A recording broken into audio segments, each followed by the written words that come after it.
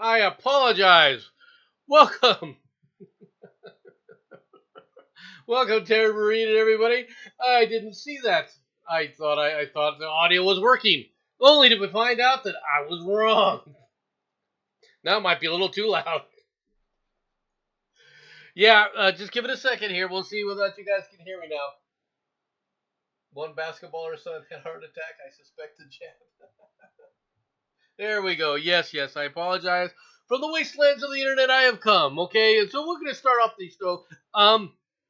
Again, the way I was started off before, since you guys couldn't hear anything, I might as well just redo everything, rehash everything from the very beginning. Okay. First of all, I see that you guys are talking about good old Mitchy boy, Mitch McConnell the Turtle. Okay. I don't like Mitch McConnell. I don't wish him ill. Okay.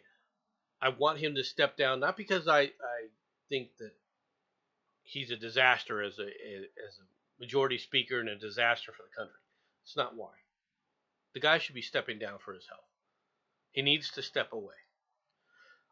I realize that power is a powerful drug. It's the same reason why I think Fetterman should step down. It has nothing to do with the fact that I don't like Fetterman. They could be a guy like Jim Jordan, who I would dearly love. I would say the same thing. Right? In politics, when I say dearly love. I would say the same thing. I really think, and I've said this before too, I think that Trump should actually seriously consider not running again. Not because he wouldn't make a good president or anything like that. But I don't think he should run again because his health is deteriorating. Now, it's not to the point that you're seeing with Mitch McConnell, and it's not to the point where you see with Fetterman. I will personally admit that. But to be honest, it doesn't have to get that bad. It's time to understand that there are other people that can pick up the torch, whatever your torch is, all right, and carry it. And I'll tell you something else. I'm not a Ron DeSantis fan, okay? I just think that when it comes to that, your own personal health, you got to look out for that. Now realize that there's sacrifices and stuff that have to be made, but it is what it is. Okay, let's get started with the story, shall we? I didn't want to die. Trucker attacked by Ohio police dog breaks his silence. The 23-year-old truck driver, who was attacked by an Ohio police dog while trying to surrender with his hands up, broke his silence about the horrific ordeal Thursday night, telling ABC News, "I just didn't want to die." Jadarius Rose, 23, of Memphis, Tennessee, spoke out about the July 4th incident on a central Ohio highway one day after the canine officer Rose allegedly sicked his dog on him was fired from the Circleville, Ohio Police Department.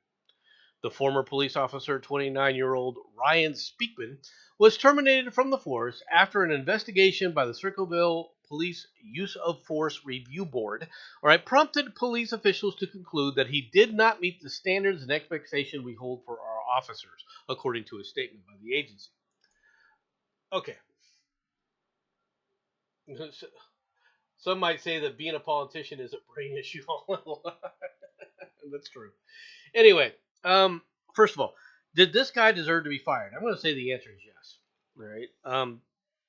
I don't know about the use of the dog, but if the guy was already surrendering, there's no use to bring the canine unit in, get the canine unit involved.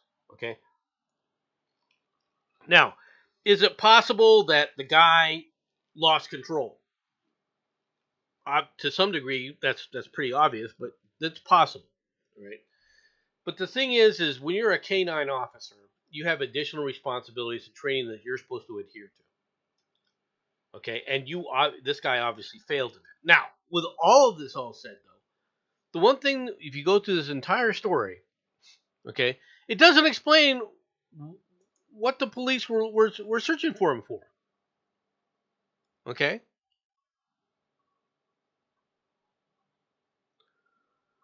Rose said that when he was initially stopped, he saw police in his mirrors with their guns drawn, including one pointing an AR-15 rifle.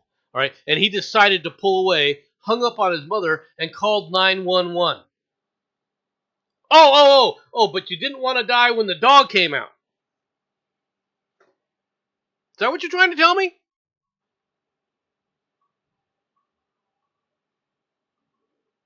You see, I have a problem with this whole thing. This whole pursuit, none of this would have happened if this guy would have surrendered right off the bat.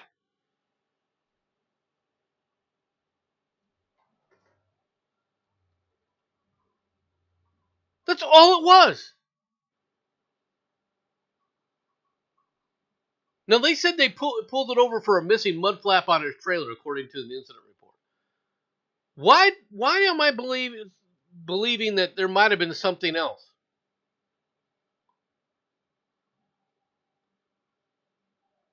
Well, why do I believe that there's a bunch of garbage in? Hey, Maddie, if you want to join, let me know. All right, we'll let you in. No, I'm not saying I have no problem with the officer being fired.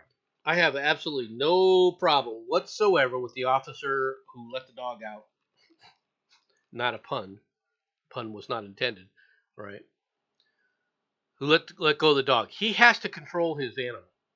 That's what I mean by the extra responsibilities and so forth for the training, right? Now, I don't know if he actually sicked the dog on him, um, or if he just lost control. I do know this: when you have a situation where you pulled somebody over, and all of a sudden the person steps up on the gas and tries to flee, and I'm sorry, I'm not going to buy the fact that, oh no, I saw State Patrol. They had their AR-15s out. And they were pointing it at me. They were coming with guns drawn. We're missing. If that's true, we're missing something else here.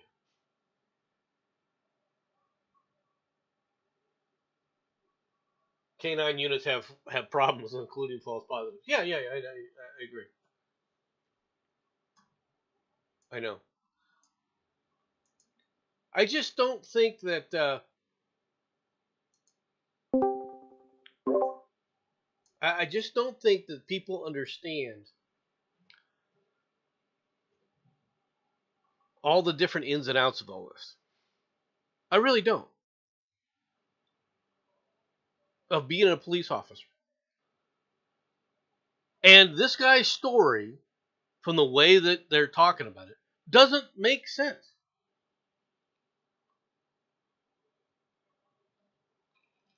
It doesn't.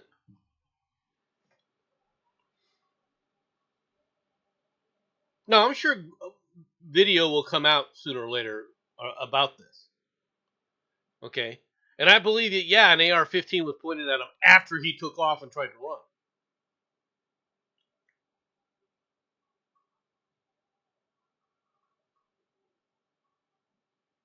But this situation, and like I said, I have no problem with firing the officer, because he does have an extra responsibility of keeping control of the animal.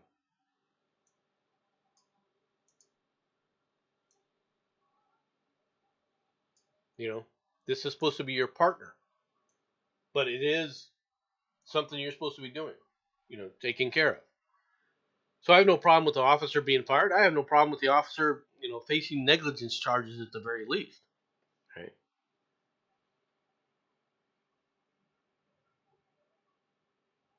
But as far as the suspect goes, until that suspect is in custody completely, it's a tense situation. Why? Because he ran.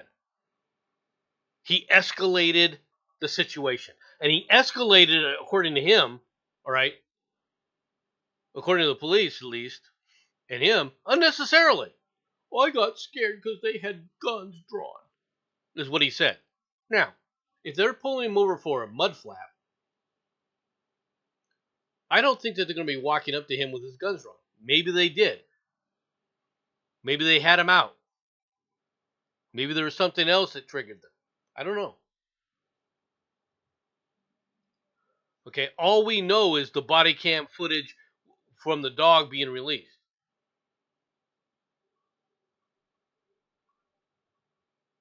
All right. Go on to the next story.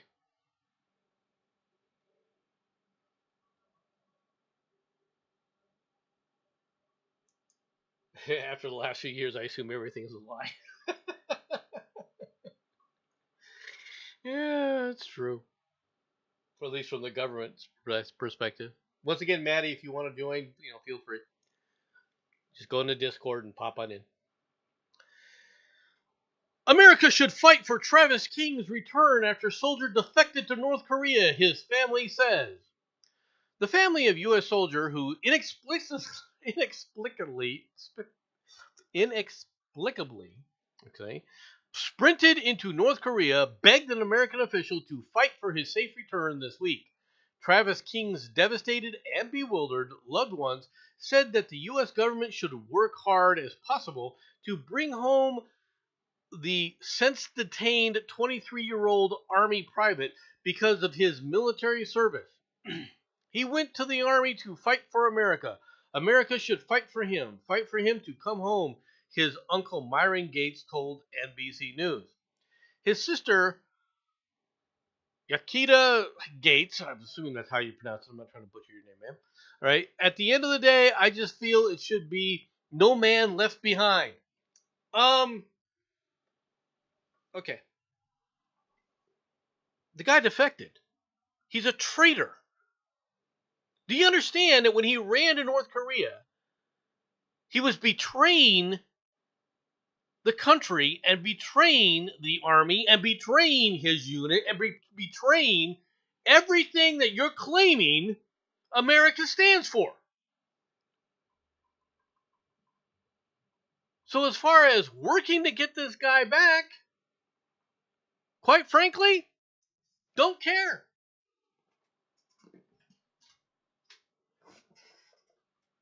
Don't see it as an issue.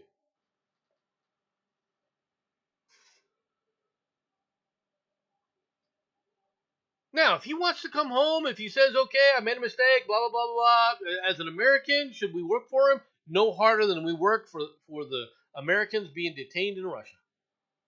Just putting it out there.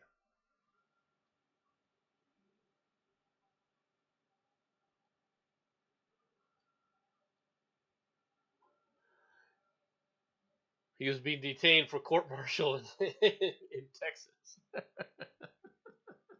Why wouldn't you just jump the border to Mexico? Because he doesn't know anybody in Mexico. This was not one of his smarter moves, to be honest.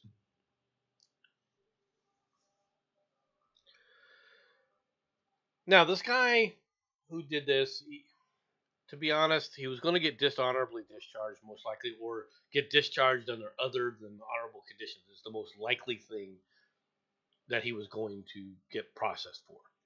I suspect that they probably wouldn't have even gone to the point of a court-martial. They would have just separated him from the military. It's cheaper. Why go through the process of doing a court-martial? The only concern that they had was what Korea wanted to do, because his actions were against Koreans and they had an issue. His alleged actions, I should say. It's not like the Army trebucheted him over the border. Don't give people like Jensen suggestions and so forth. Because that's a suggestion that Jensen would take. He's all for the trebuchets. But should we fight for him to come back? Should we ask for him to come back? Yeah, we actually should ask to have him return. But to be honest, as far as making him a priority, he's less of a priority. He should be less of a priority than the people that we still have in Russia that are being unlawfully detained, in my opinion. Because this guy is not being unlawfully detained.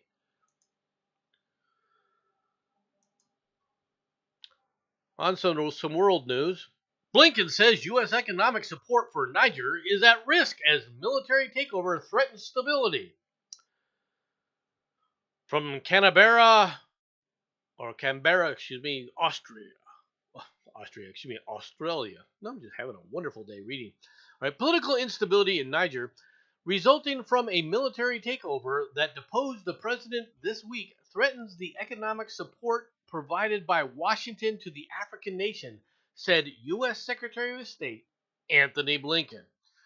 Members of the Niger military announced on Wednesday they had deposed democratically elected President Mohamed Bazoum, and on Friday named General, I'm not going to butcher your name at all right, as the country's new leader, all right, adding Niger to a growing list of military regimes in the West African Sahel region. Blinken, who is in Australia as part of a Pacific tour, said the continued security and economic arrangement that Niger has with the United States hinge on the release of Bazoum and the immediately restoration of democratic order in Niger. Okay, there are a number of things going on in Niger. And the reality is, when they say, "Oh, he was a democratically elected official," was he? With all due respect, does anybody believe that their elections are not fraudulent? Okay. Now I know very little about Niger aside from one thing, and I think this one thing is important. It's called yellow cake uranium. Okay. There are massive uranium deposits, and Niger has been willing to sell it to anybody and everybody. And if the military coup that took over from this in this country, if they're trying to provide for the people and actually provide a stable government, all right, as well as a bulwark against the Islamofascists that are running all over, running willy-nilly in that region, then quite frankly, Blinken needs to learn to keep his mouth shut.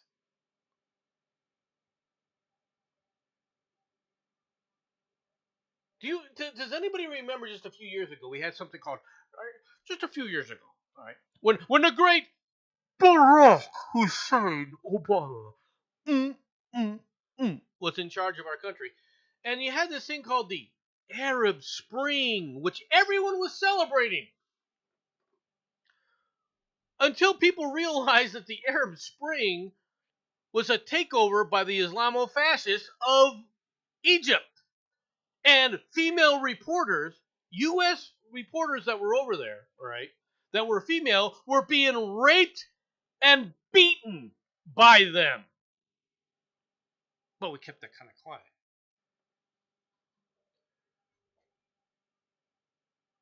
But it was a democratic takeover. Nomad, don't you understand? It's a democratic takeover. They're so much better if the people sit up there and vote for the right things. And first of all, you got to trust whether or not the vote is even valid or not. I have a problem trusting the vote right now in our own country.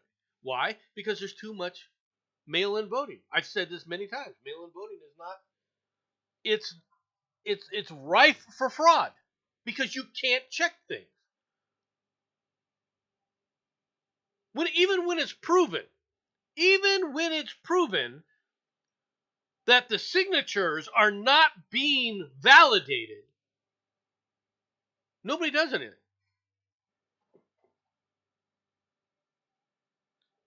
So why should I trust that system? But if you go to a country like Niger and you come back and go, well, yeah, this was just this. Yeah, well, when you got a group of Islamofascists telling people you'll vote this way or we'll shoot up your village, guess which way those people vote? Can you trust that vote? Are you going to come back and tell me, hey, this was a fair and democratic election?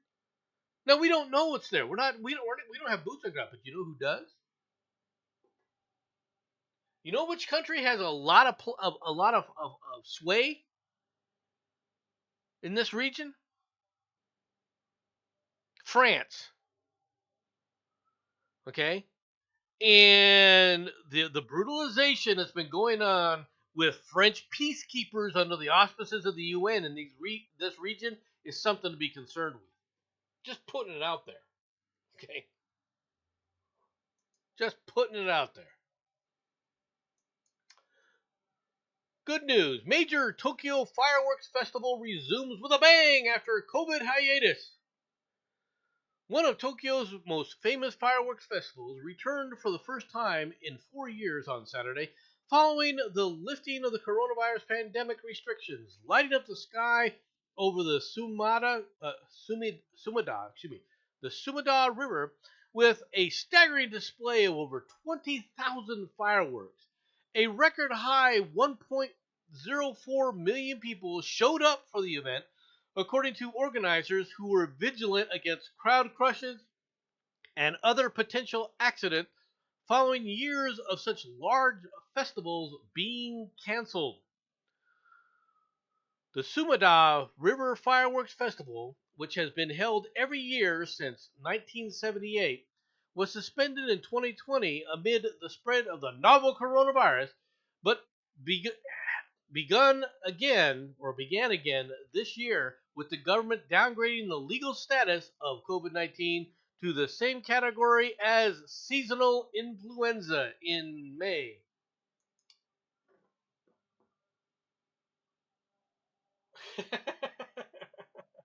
Are we sure? Are we sure the Biden administration isn't taking lessons from Latinas with how nosy they are in everyone else's business? Yeah, that's a good question. But back to the fireworks display story. Um, it's good to see that Japan is getting back to some of these things. Uh, they're loosening the COVID restrictions. Of course, they're loosening COVID restrictions at the same time. I could show you stories where everyone's like, "Is a new COVID pandemic on the horizon? Is it coming again? It's coming again, boys! It's coming again!" To quote the movie Gettysburg. I'm glad to see that they're getting back to this. I think the panic over COVID was just that. It was panic.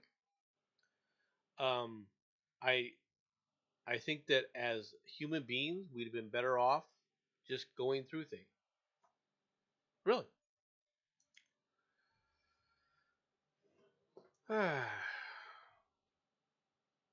Mother finally overturns do not resuscitate order placed on her brain damaged son by doctors without her permission after a 2-year struggle. June Hackett, 66, fought for 2 years to give Christopher, 35, another chance. A devoted mother has finally overturned a do not resuscitate order placed on her son by doctors who did not have her permission. June Hackett, 66, fought for 2 years to give her brain damaged son a final chance, although doctors warn her it is extremely unlikely that he will be able to open his eyes, walk, or talk again. Christopher, known as Chrissy, had a cardiac arrest while making his mother a cup of tea in 2021 at their home in Stockton County, Durham. He was put in an induced coma at the University Hospital of North Tees after paramedics managed to resuscitate him after 65 minutes. Age 33, June claims that he was given a DNR order without her consent after doctors said he would not survive more CPR. All right, this is the young man. She contests this as he survived 3 more bouts of CPR and cardiac arrest before this was put in place, the North Echo reported. But after 2 days on a ventilator, June said she was told that if he did not show signs of improvement, he would be removed. Now, 35, Chrissy has fought off sepsis, 6 bouts of pneumonia, COVID, a blood clot on his right lung, and a collapsed left lung. But his mom is convinced that his recovery is coming along. She says he's now able to turn his head, twitch his lips, and try to speak and grip her hand. On Wednesday, she said he held a jingle stick and moved it for almost an hour, or almost, excuse me, almost 4 minutes, not an hour, all right, during a music therapy session. Speaking after the order was overturned, she said, "I feel on top of the world." Okay, this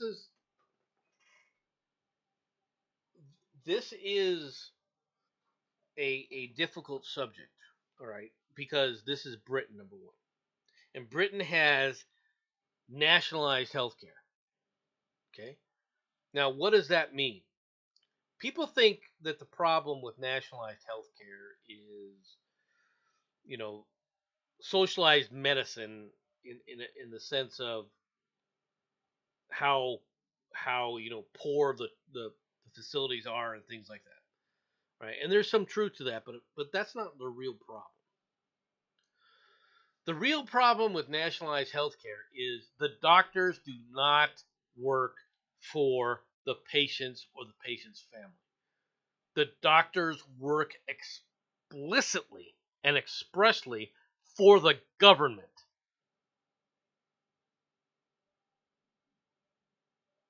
Not you, okay? Not the insurance companies, which are bad enough, but for the government bureaucrats.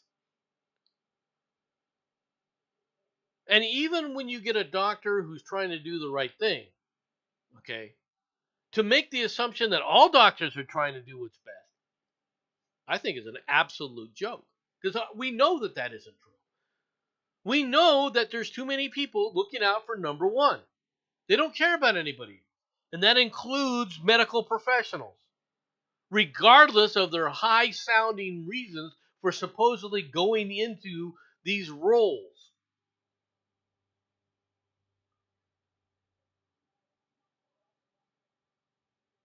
But the family here had to literally fight because the doctors working for the government said, "We're not going to resuscitate him." Now, in the case that we're talking about here, is he brain dead, as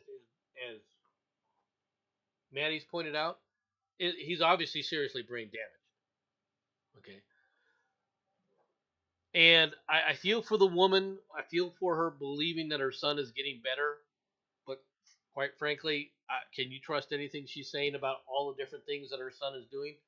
I don't know if you can. Okay. Because it's going to be her impressions of things.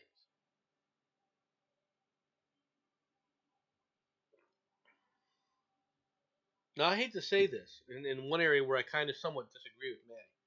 All right. I think. All right, I notice this word I think. I don't know what Maddie's view of things are. But if a person is breathing on their own and standing on their own, all right, as far as they're surviving on their own without medical intervention. Okay. And what I mean by medical intervention, you're not on a ventilator. Okay. If you're able to breathe on your own and live on your own in that regard, then as far as I am concerned, okay, if a family member wants to take care of you, even if you're seriously brain damaged, very badly brain damaged, if your family wants to take care of you in that situation, then I see nothing wrong with allowing that to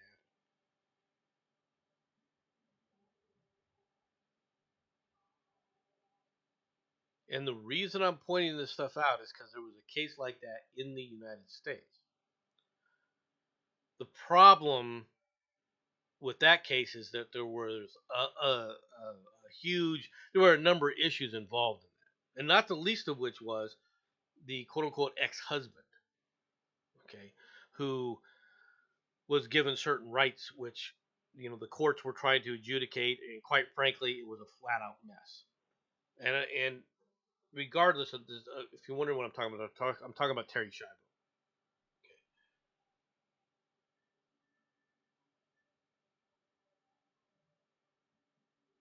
There's a You can side with anybody on the Terry Schiavo thing, but the problem that I had with the Terry Schiavo case was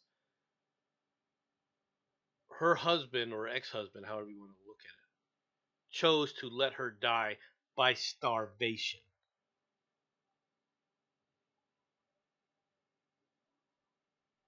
Now, I do have a problem with that. Okay, I seriously have a problem with that. But in this case,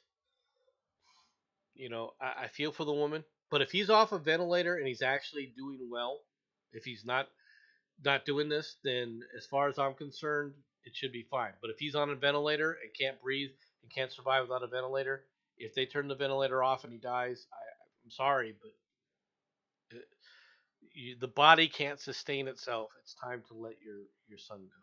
And I know that sounds heartless. Okay, from one cardiac arrest victim to another. Hello, Chris.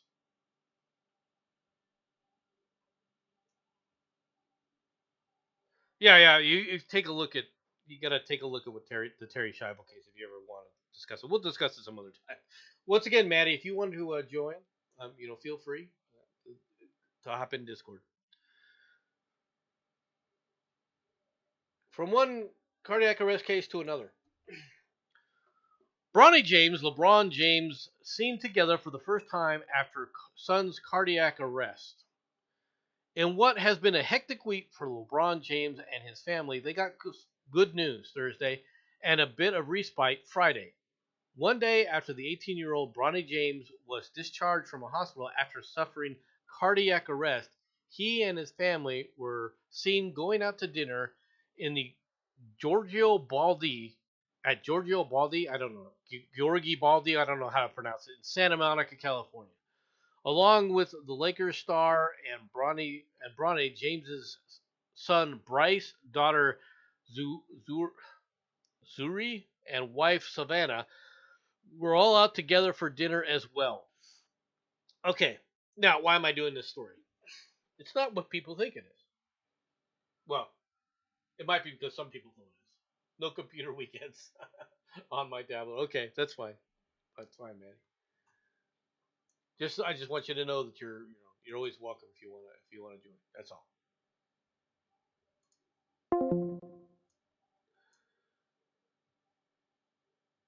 The first thing I want to mention about that story about LeBron James' son is LeBron James' son is going to USC, right? University of Southern California. Okay, school's not really known per se as a powerhouse in basketball. And for a sports perspective, it's known more for football. Okay, Marcus Allen, for example, was a Trojan. Okay, and that's their mascot is Trojans. Okay, in this case,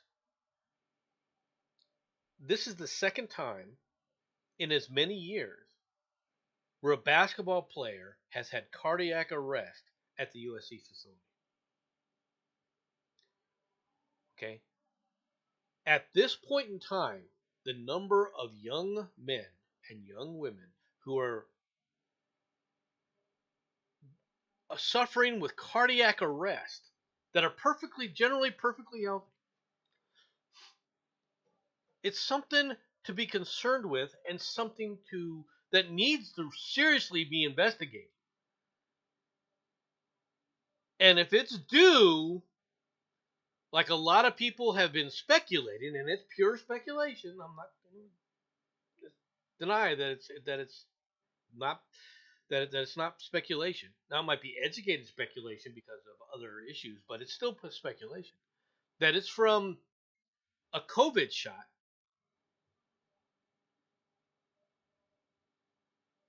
Then people need to readdress how they went about approving the shot for COVID.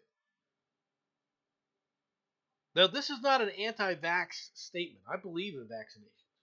You know what I don't believe in, though? I don't believe you change the term vaccination to suit a shot because it doesn't fit the definition that you had always used for what a vaccination was. So we're going to change the definition of a vaccination because the shot that we're giving people doesn't fit the standard definition now. And that is a major problem.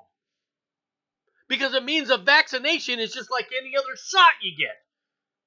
You're not being vaccinated against anything. Why? Because what it means is the term vaccination used to be you will have a less chance of catching X, Y, or Z. They're saying that no, that isn't the standard anymore. It lessens the symptoms when you catch X, Y, and Z now. How about we go back to the standard definition of this gives you some immunity, not necessarily complete, but at least some immunity to catching such a X and X disease. How about we go back to that as a standard for vaccination? Is that asking too much?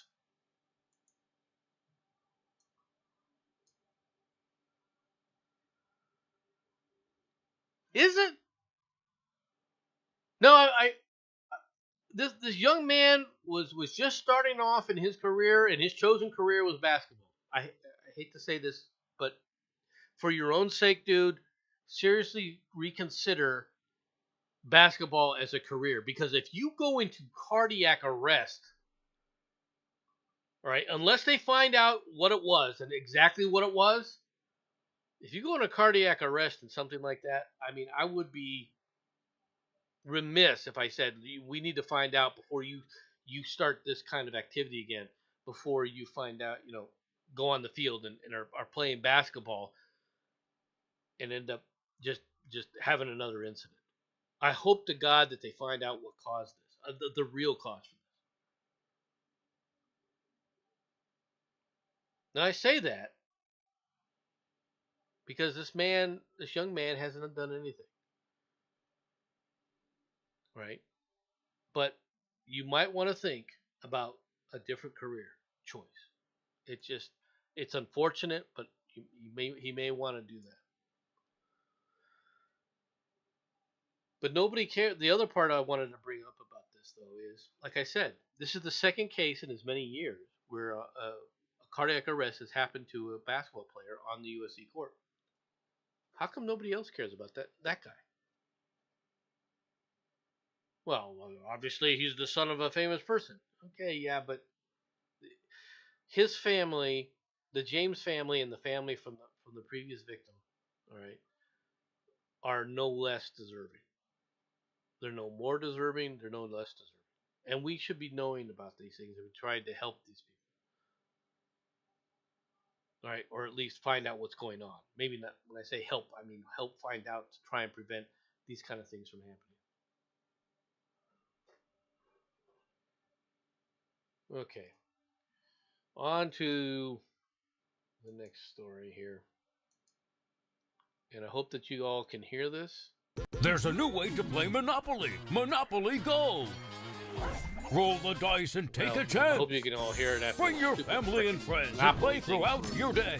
So you don't have to play fair. Oh, good one. Expand your empire and explore amazing So destinations. this ad is going to play. Win big and collect rent. What are you waiting for? Attempt to silence the ad. All right, because we don't need to listen to Go! the ad. All right. Richie Greenberg the walked CNN into a San Francisco Walgreens when he saw in the frozen food section this. Chains, heavy chains that went Now, from padlock to padlock. This is, to me, a problem. You have heavy chains across the frozen food section, right? There's obviously both a problem sides of the doors, and this was with theft bizarre, here. something I'd never seen before. There's this obviously is just a major more problem with icing on the cake, right? In these telling locations. us that rampant crime has become a regular part of life. So typical that in the 30 minutes we were at this Walgreens, Now, this guy comes we in. watched 3 people, including this. Okay, now, where's my problem with this? All right, first of all, why did CNN blur this guy's face out? I'm serious about this. You see a guy stealing, you go on the record talking about shoplifting as a crime and all these problems and everything, but you blur this guy's face out as he walked by?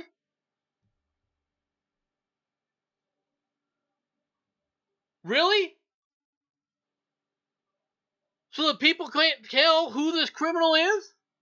And he's a criminal. Don't misunderstand. He's a criminal, right? Good grief!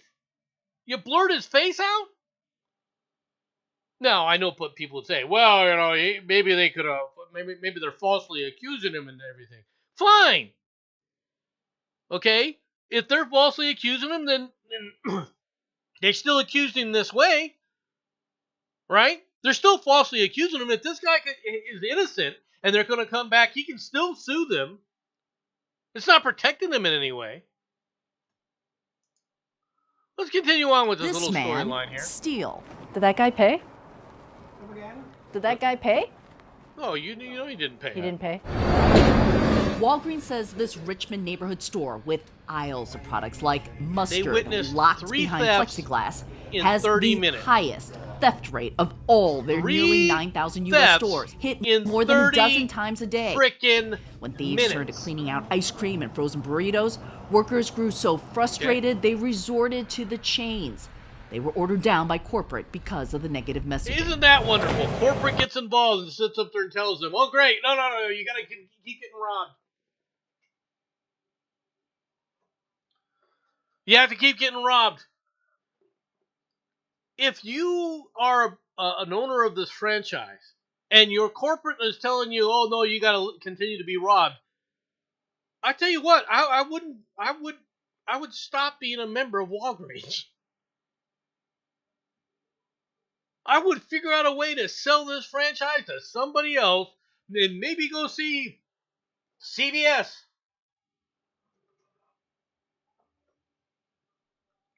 Or become a pharmacy somewhere else. But Walgreens isn't the only retailer impacted in San Francisco. Of course it's not the only retailer impacted by all this. You have to ask an employee for help. At this store, frozen food is controlled with a cable lock. Fake eyelashes locked behind plexiglass, along with lotion and nail polish. At another grocery store, $14 bags of coffee under lock and key. What is this?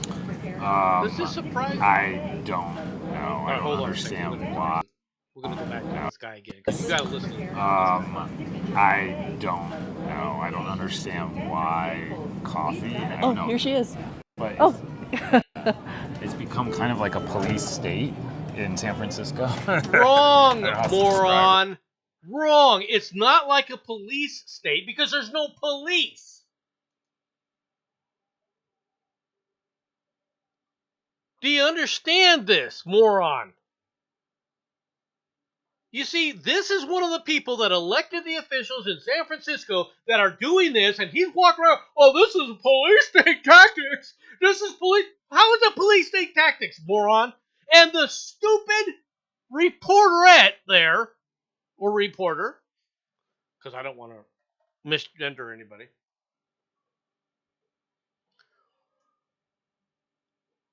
The stupid reporter doesn't challenge him on that. They just let him go. Yeah, I don't understand. I can't understand. It's like a police state because people are locking up because they can't trust the people, so the people are protecting their own goods. How dare you? My question to this jackass would have been immediately going, do you lock your doors? Do you lock your door to your house? Tell us where you live. All right, and let me know if you lock your doors. Tell everybody that you don't lock your doors, right? Don't you? What are you taking? Why are you taking your safety seriously? Other people shouldn't take their safety seriously. It only should be you. This is the problem with this childlike 2-year-old infantile mentality. They're not solving anything.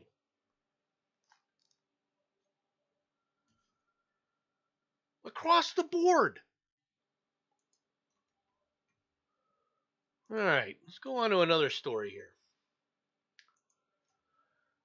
David versus Goliath. Snoop Doggy Dogg donates $10,000 to a 93-year-old woman fighting for her property. A 93-year-old South Carolina woman is battling a developer over property owned by her family since the Civil War. Now, as celebrities, including Snoop Doggy Dogg, joining in her efforts. Hilton Head Island resident Josephine Wright is being sued by Bailey Point Investment Group for the property they want to develop on land the senior's home sits on.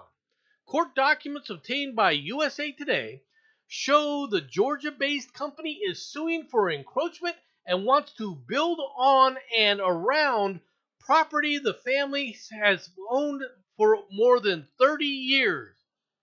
I have never seen a multi-million-dollar company handle themselves like this, said Charisse Graves, one of Wright's 40 grandchildren, to her 7 children. The 8-page lawsuit filed February 16th in Beaufort County 14th Judicial Circuit,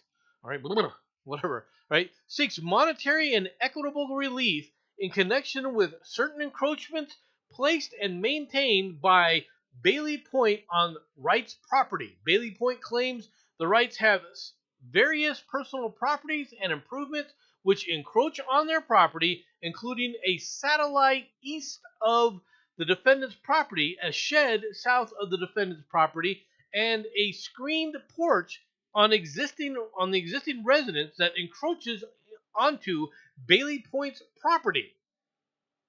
Okay, now I'm appreciative that Snoop Doggy Dogg has chosen to try to help this person, all right, and fight the authorities. Okay, and I hope she wins, because so far from the way the story is going, okay, she's fighting a corporation. Okay, the corporation is trying to bully her off her property. All right, I suspect that they tried to buy the property and she told them to go pound sand. Okay, and I hope she wins, but I want people to be aware that even if she wins against these guys this way, there's another problem that's just as heinous, folks.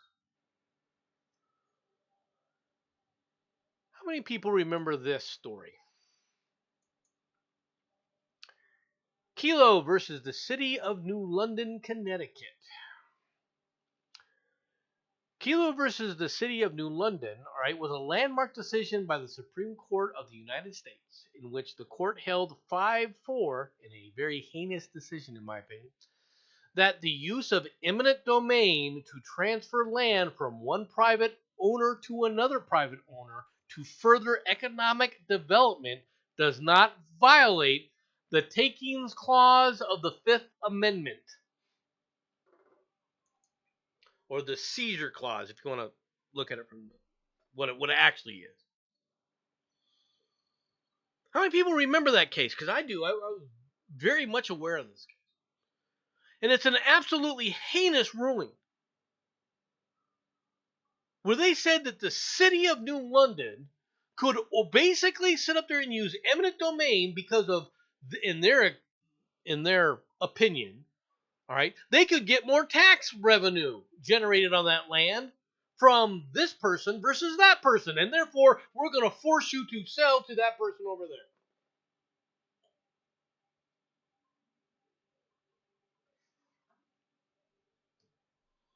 How many people remember this? Because that's where this is headed for this woman. I feel sorry for her, but that's where this is headed. They're going to make the case to whatever small entity it is, whether it's a city, whether it's a county, or whether it's the state, to say, okay, we can provide you more revenue and you can use eminent domain to give us this land. And that's what they're going to do to this woman. And it's already been decided by SCOTUS in an absolutely heinous ruling. Eminent domain was only supposed to be used for a national perspective. In other words, If it was necessary for the safety and security of the nation, it should have been authorized. There is no way a city should ever have the rights of eminent domain.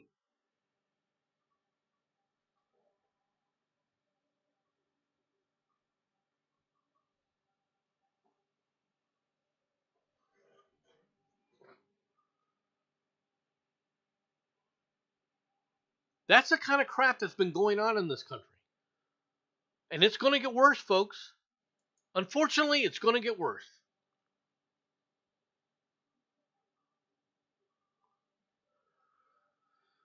Okay, Wall Street Journal. Samuel Alito, the Supreme Court's plain-spoken defender, has emerged as an important justice with a distinctive interpretive method that is pragmatic yet rooted in originalism and textualism. The Supreme Court usually makes news by making decisions, and it's done plenty of that lately. In its first two terms with a 6-3 conservative majority, it's a 5-4 conservative majority. You cannot call Roberts a conservative, okay? The justices have revisited old precedents and established new ones on abortion, gun rights, racial discrimination, freedom of speech and religion, and the power of unelected regulators, and more. By comparison with the previous 8 decades or so, the court has frequently declined to defer to elite political opinion, and as a result, it made news in other ways. A draft abortion opinion was leaked to the press. An armed man was arrested outside the home of Justice Kavanaugh and charged with attempted assassination. The justices have come under attack from President Biden. This is not a normal court, and Democrat lawmakers, partisan journalists have tried to gin up ethics scandals and incite animus against disfavored justices. I marvel at all the nonsense that has been written about me in the last year, said Justice Samuel Alito. Well, he also made the comment, and this is why I took up the story recently, that Congress does not have the authority, all right, to legislate ethics issues against the United States Supreme Court. And I usually agree with good old Justice Alito on most things, but not on this. The Constitution is very clear about the responsibility of Congress in its role as a check on the Supreme Court, that it does have such a role. You guys in the Supreme Court do not have carte blanche to do whatever the hell you want. Now you can say, well, yeah, but Nomad, that's kind of a broad way of reading the Constitution there, because it does say, that the specifically outlined responsibilities is for certain decisions and so forth. Okay, but when you talk about ethics and things like that, it is up to Congress to, whether people want to believe this or not, to determine whether or not there have been high crimes and misdemeanors, all right, to remove a federal judge and impeach the judge. And that includes SCOTUS. So since they have that authority, codifying a definition of ethics seems to be well within that portion of that authority. Just pointing it out, Mr. Alito. Don't realize that I'm just a poor little peon who just, he just lives his life and has a small little channel here where he talks about these kind of things. But Justice Alito, you're talking out your ass, dude, when you talk about it from that standpoint. And I don't care what people say about it. You have the Constitution. The Constitution is very specific about this.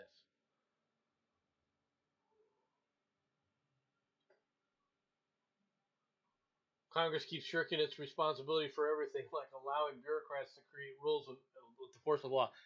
Can't disagree with you at all. But Just to let you know. Can't disagree with that statement. The only problem is, you know who else is shirking their responsibilities? The courts. The courts have allowed it. The courts have upheld this bullshit. The courts had a responsibility, too, to sit up there and say, no, no, no, follow the rule of law. Follow the Constitution. And they haven't been following it either. The biggest problem, and I've said this before, the biggest problem we've had is in the judicial problem in this country. Everyone talks about the executive branch. Everyone talks about Congress. And I agree that there are problems. But the biggest problem we have in this nation today is the judiciary. It's out of control and has been since the 1960s.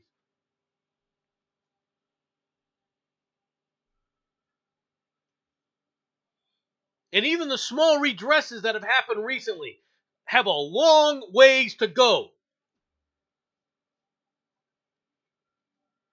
Just pointing it out. Okay. Man behind bars after alleged late-night rice assault.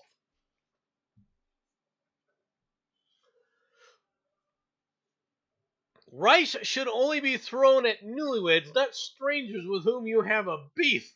A South Carolina man is behind bars after his arrest last night for striking a woman with thrown cooked rice on a Myrtle Beach street. Police say that James Carcinonan, I'm butchering your name, was collared Monday evening following a late-night incident seen at the right.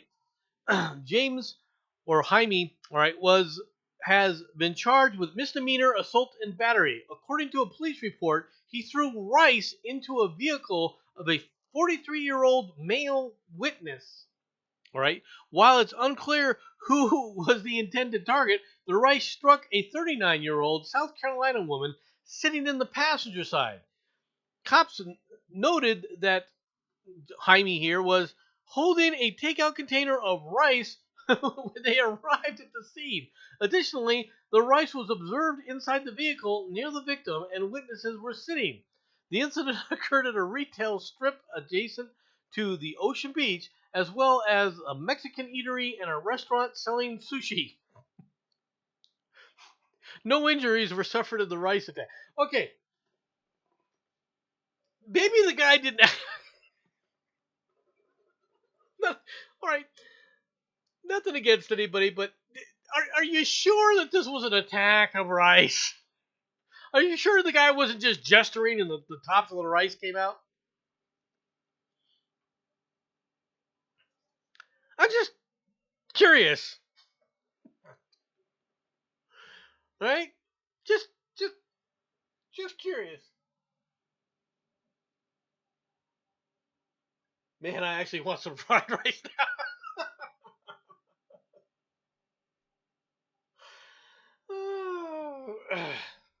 I'm just doing the stories, man. Rice assault. Not something you see every day.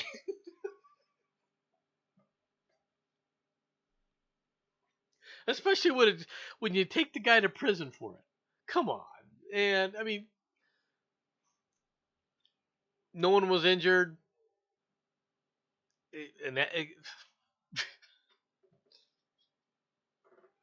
Man, assault rice.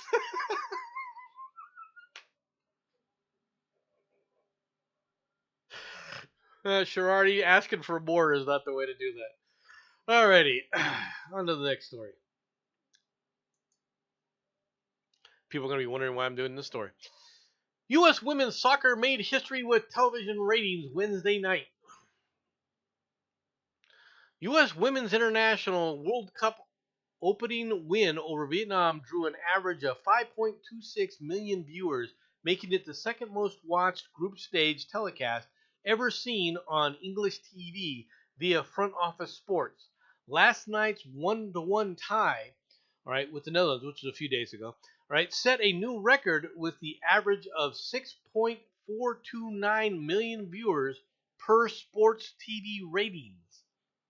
Following their dominant tournament opening win over Vietnam, this was the U.S. Women's International first real test in the 2023 FIFA World Cup.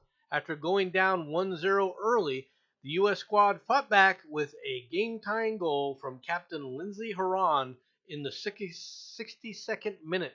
The game remained scoreless for the rest of the contest, keeping viewers fully engaged from start to finish. Okay, first of all, why am I doing this story?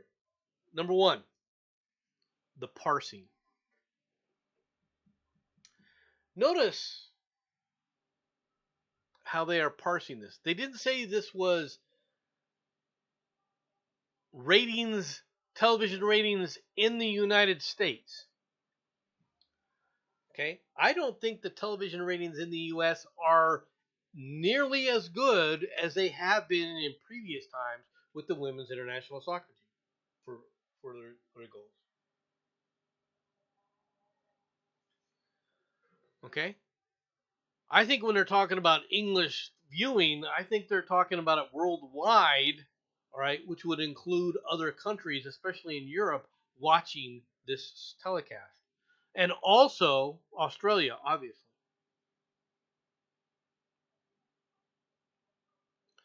The U.S. women's team is not the U.S. women's team. This is not a team USA. This is a group of women, a group of American women from the U.S., a group of women from the U.S. That's all this team is. Their disrespect for the country, their hatred for the country, their mocking of their country, their utilization to spit on this country at every opportunity that they've taken, all right, demonstrates to me that they are not trying to represent the United States, but only themselves, in their opinions.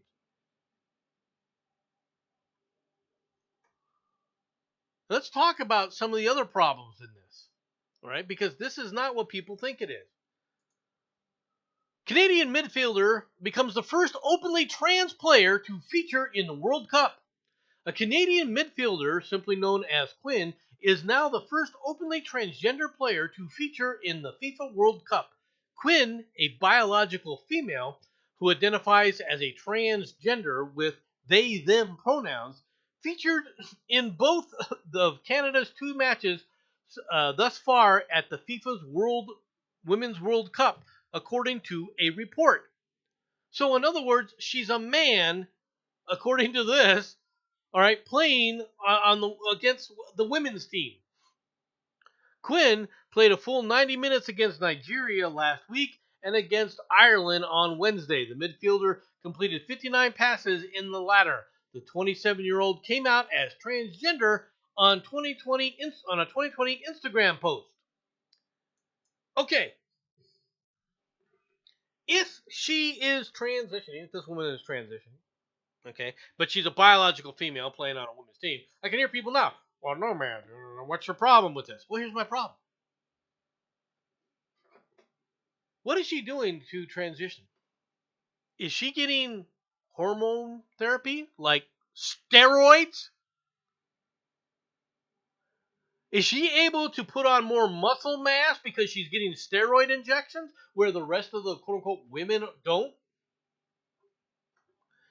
Had she been on steroids before, all right, to beef up her thing? Is she being tested for steroids? I've got all these questions now. Is this still a fair competition? Now, Megan Rapinoe, or however you want to call her name, she wants to free and let men play. Biological men play on the women's teams. Okay, well, if you say it's okay for a person to say, well, I'm a biological man, but now I'm a woman. I feel like a woman. If you're saying, well, okay, that makes you a woman, doesn't this make this person a man? What is she doing out there?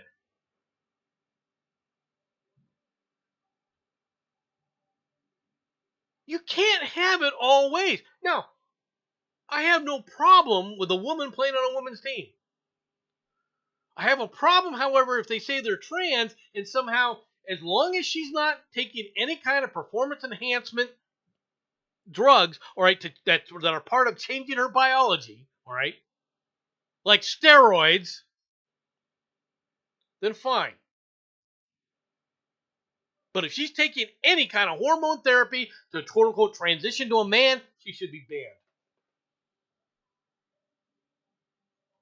Does Jensen have something he wants to tell us?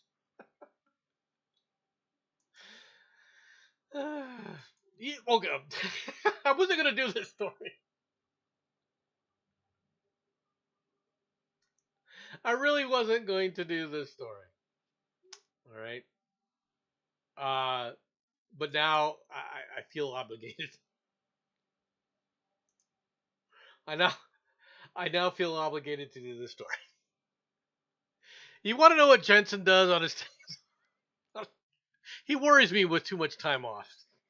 You give Jensen too much time off and all sorts of things happen. I'm just trying to put this up.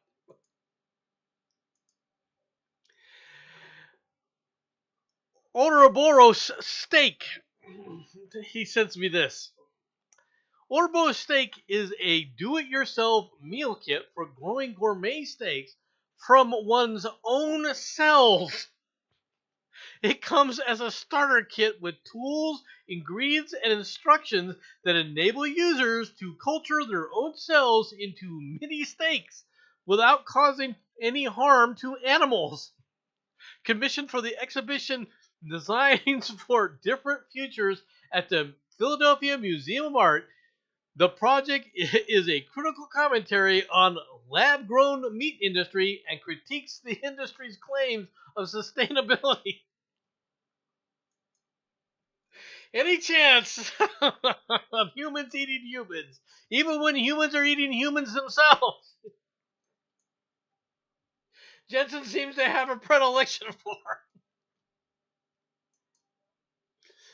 Now, I wasn't going to do this story.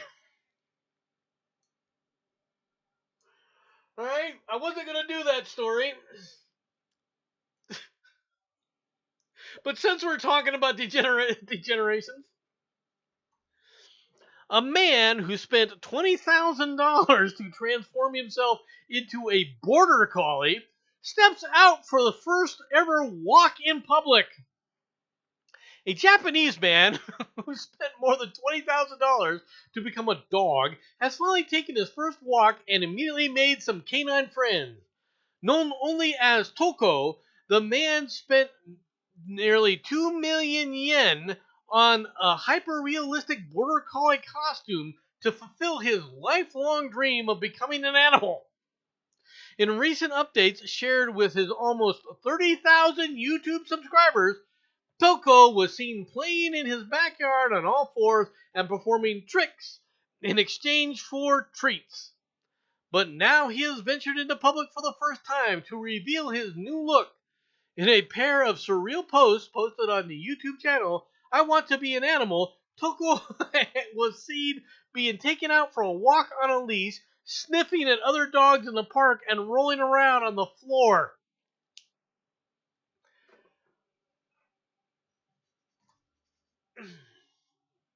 Dude,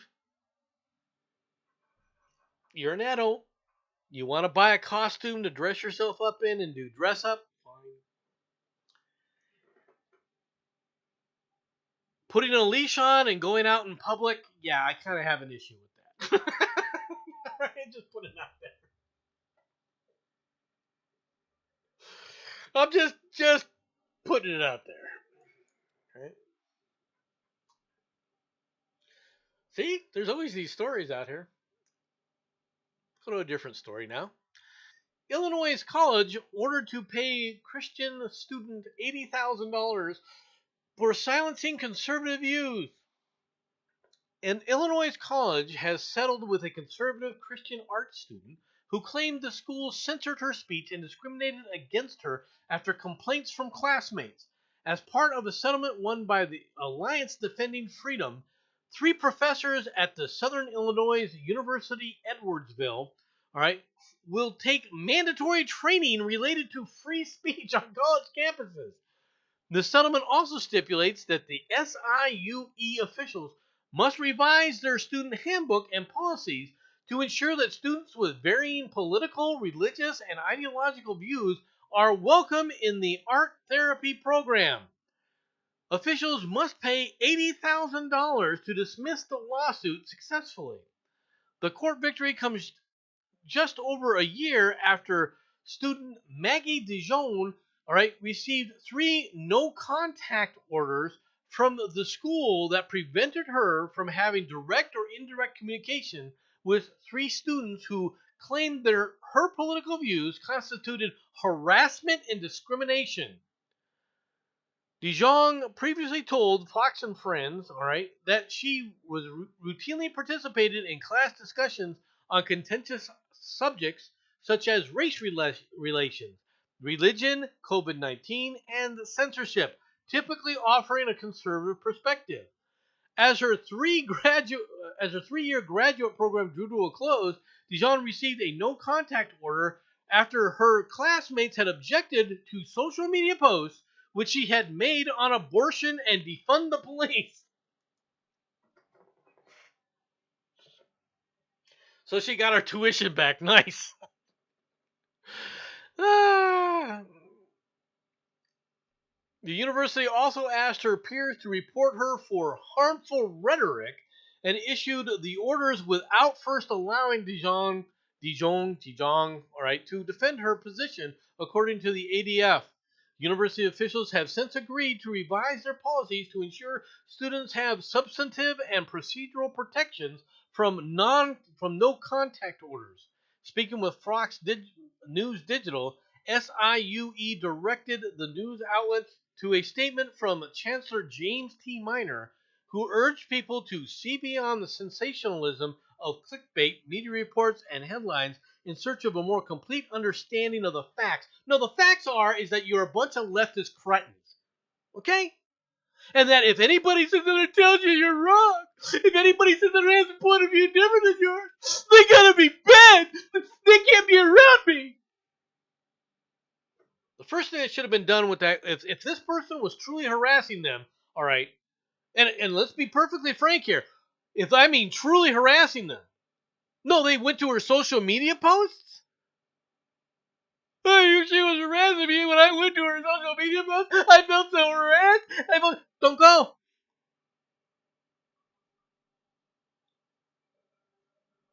There's nothing that sits up there and says that.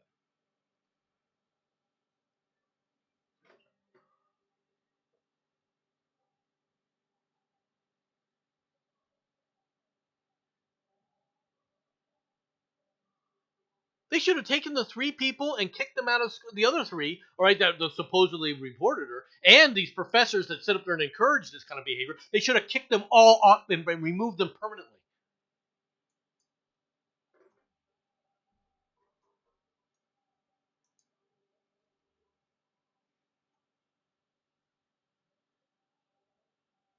Never happens for public schools. Like Roach Motels, money go in, poorly educated students come out.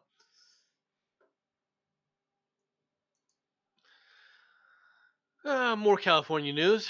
California's serial snake burglar, set free under woke laws, says prosecutor.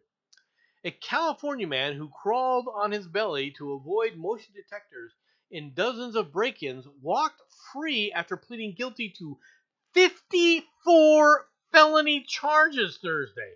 The second time he has been freed on dozens of felony charges in under a year, Riverside police say. Christopher Jackson, 32, gained the nickname Snake Burglar because he crawled around on his belly to stay below motion detectors, as caught on surveillance film in multiple occasions. Riverside police caught him red-handed on body cam video around 10:45 p.m. on April 12th. Images show Jackson dressed in dark clothing and wearing a backpack outside of a commercial building. When they arrested him, he had just been sentenced to 16 months for prior 23 felonies, police said. He only served 10 days of that sentence due to jail overcrowding.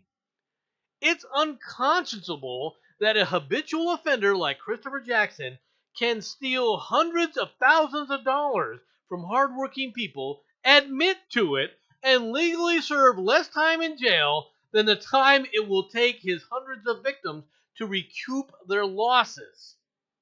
Jackson's victims include health clinics, restaurants, beauty salons still reeling from the coronavirus closures. Coronavirus closures. Let me get my lips are working here. Despite the staggering list of allegations against him, he walked free.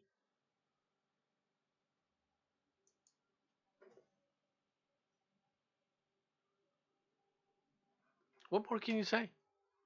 You prosecute this guy, you take him up there, you charge him, he pleads guilty, and the judge says, next, and lets him go.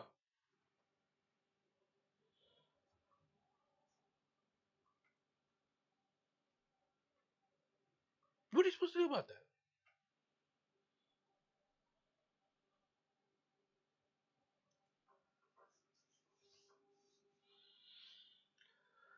Now, I mentioned LeBron James earlier. Well, we have a new story about LeBron James, and it's not about LeBron James. Not one 8th grade student from LeBron James's I Promise school has passed a math test since 2020.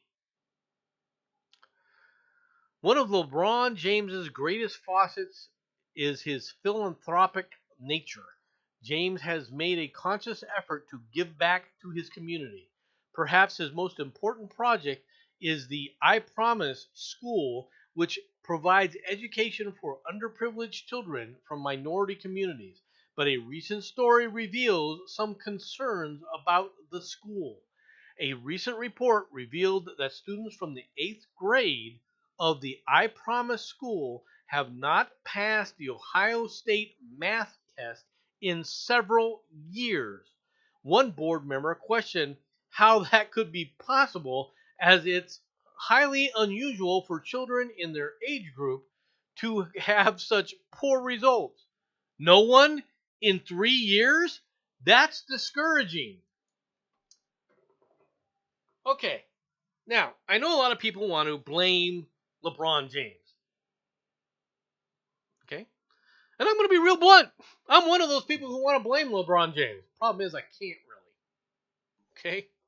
I can point out the fact that he threw money at a problem and walked away because he really doesn't care. I can say that. But that's not, the fact is that he tried to do something. Okay? Now, is it his responsibility? No. But it's his name's on this. And he needs to be aware of this. Just like another famous person, Oprah Winfrey, and her schools in South Africa that have turned out to be absolute disasters for the students that attend those schools. I'm not going to go into that any further than that. You can look up the allegations and everything, what's been going on with that at a different time. But in this school specifically, tell me, where was this writer? Who's this writer? Aditya Krishnamurthy? Aaditya Krishna Krishnamurthy? Right?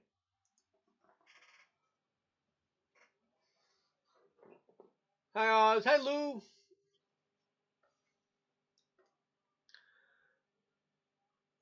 Since 2020, what did you have? You had something that drastically happened, right? Called COVID, where they locked these students all out of these schools.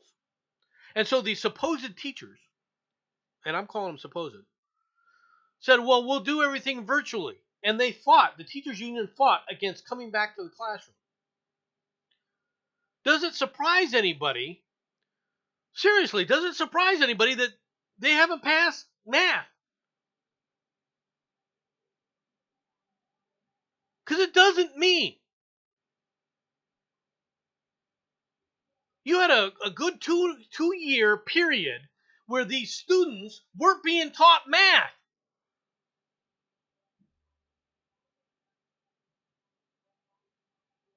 Oh, they're supposed to attend all these other things. No, the skills necessary for math are not something you're going to be able to truly get a feel for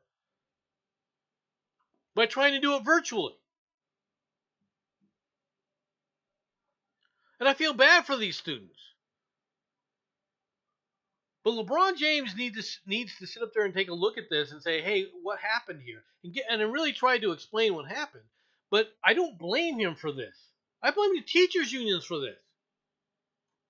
Because I tell you what, I'll bet there's a lot of people, if they took a look at just how badly these tests are since 2020, while other schools may have people passing, I'll bet the rates are way down.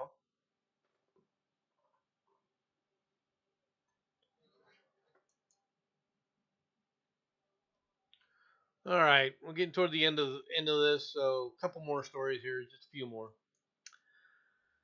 Cops, Duncan duo targeted in bagel toss.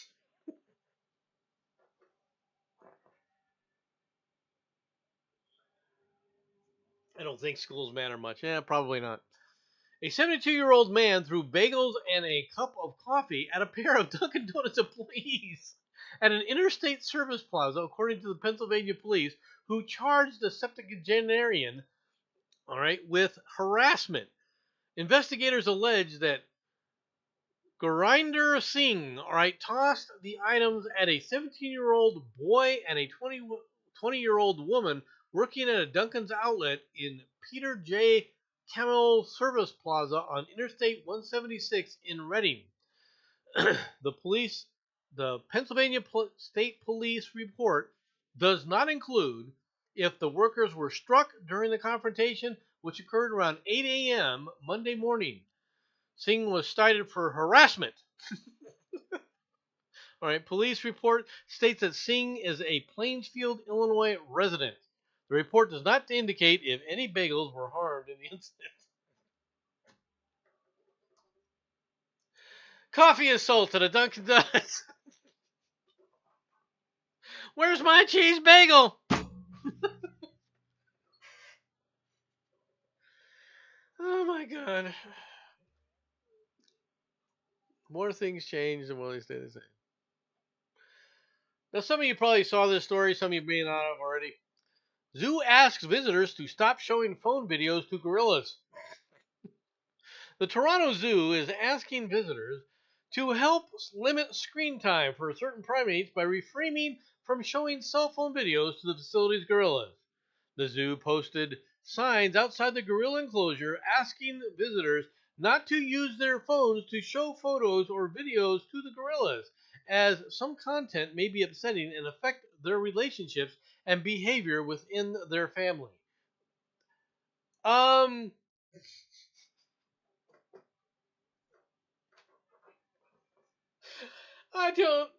don't know what to say.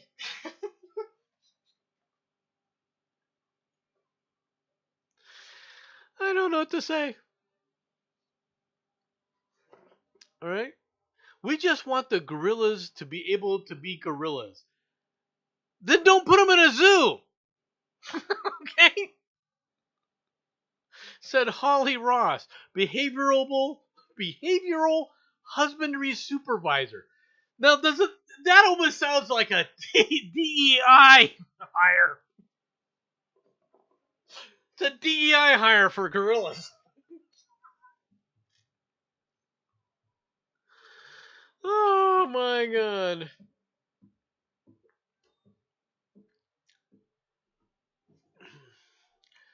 We're concerned that the gorillas kept in a zoo, kept in a pen, not able to work in the wild, will stop acting like gorillas in the wild.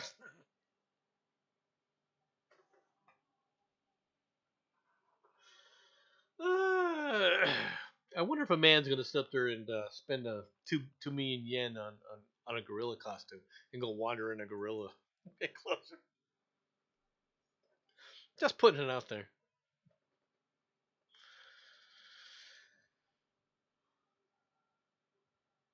Alrighty.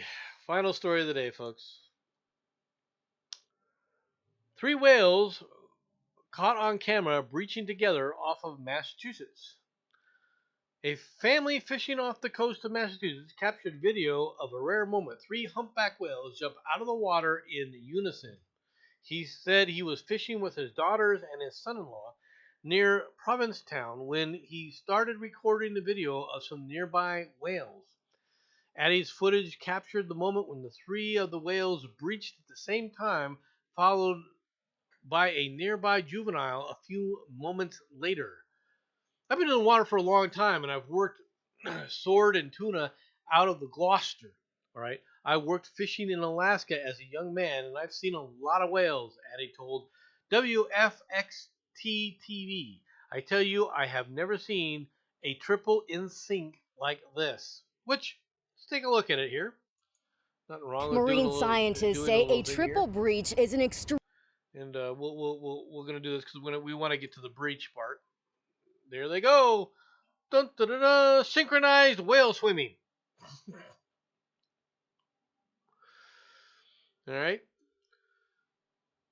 It's pretty cool looking, followed by a young juvenile afterwards. Now, there's a lot of debate within the science community for whales as to what whales or why whales breach. Because, to be honest, nobody knows. All right. The fact that the adults breach and then obviously the juveniles learn that could have a lot of far-reaching requests. Some people think that it's a form of sending messages to the entire pod. Right. Other people think that it's a way of removing barnacles and other undesirable leaching type of devices or fish or whatever, right, off of themselves by going in there high and then slamming into the water. All right, that it shakes loose barnacles and other parasitical type of critters off of their bodies. So all that's possible. But until somebody comes back with a way to actually talk to whales, we'll never know. But it's good to see that the humpback whales are thriving in Massachusetts and doing well. All right. Hopefully they'll continue to do well because I actually like humpback whales. I do like whales. I do think that there are whales that need to be protected. Right whales, for example, definitely need to be protected. At the same time, I think certain things must be adhered to. Okay, traditional whaling fleets, in my opinion, when I mean traditional whaling fleets, I'm talking about those of the Native Americans and so forth. Those kind of whalings should still be allowed. Okay, I think that making sure that the resources are husbanded is something that possibly is something we need to look at. I personally don't like whaling for food from the perspective of large industrial type of things. I'm not even real happy with even the Native Americans, following their traditional ways of life in that regard. Only because I think whales have a much higher intelligence, all right, and are closer to human intelligence than many other creatures on the planet. Right? So I get a little concerned as to whether or not they're actually self-aware. And because if you take a look at the actions of workers recently, I think that a case can be made that this stuff is intentional. Anyway, that's all I've got for today. Hope you all enjoyed the show. Thanks for coming out, everybody. Hope you all have a good day, and I will talk to you all later. Bye-bye, everybody.